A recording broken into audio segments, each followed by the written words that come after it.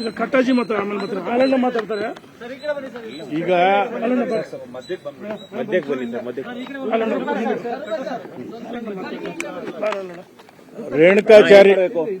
ರೇಣುಕಾಚಾರ್ಯ ಅವರು, BC ಪಾಟೀಲ್ರು, ಹಾಲಪ್ಪನವರು, ನಾಗೇಂದ್ರ ಅವರು ನಾವೆಲ್ಲ ಕೂಡ ಪ್ರಮುಖರೆಲ್ಲ ಸೇರಿ ನಮ್ಮ ನಾಯಕರಾದಂಥ ಯಡಿಯೂರಪ್ಪನವ್ರನ್ನ ಭೇಟಿಯಾಗಿ ತದನಂತರ ನಮ್ಮ ಅಧ್ಯಕ್ಷರನ್ನು ಕೂಡ ರಿಕ್ವೆಸ್ಟ್ ಮಾಡ್ಕೊಂಡಿದ್ದೀವಿ.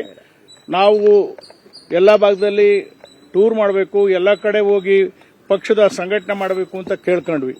ಅವ್ರು ಹೇಳಿದ್ರು ಆಯಾ ಕ್ಷೇತ್ರದಲ್ಲಿ ಯಾರ್ಯಾರಿದ್ದಾರೆ ಅವರು ಪಕ್ಷದ ಸಂಘಟನೆಯನ್ನ ಮಾಡಬೇಕು.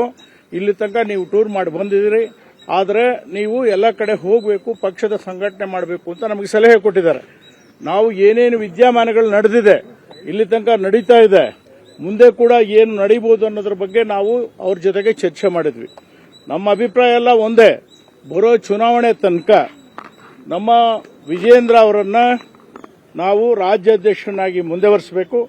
ಚುನಾವಣೆಯಲ್ಲಿ ನಾವು 130 ಸೀಟುಗಳನ್ನು ಗೆಲ್ಲಬೇಕು. ಈ ದಿಶೆಯಲ್ಲಿ ನಮಗೆಲ್ಲರೂ ಕೂಡ ಮಾರ್ಗದರ್ಶನ ಮಾಡಬೇಕು ಅಂತೇಳಿ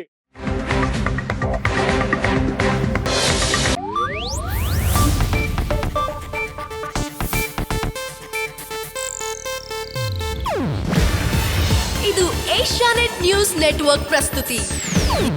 ನೀವು ನೋಡ್ತಿದ್ದೀರಾ ಏಷ್ಯಾನೆಟ್ ಸುವರ್ಣ ನ್ಯೂಸ್.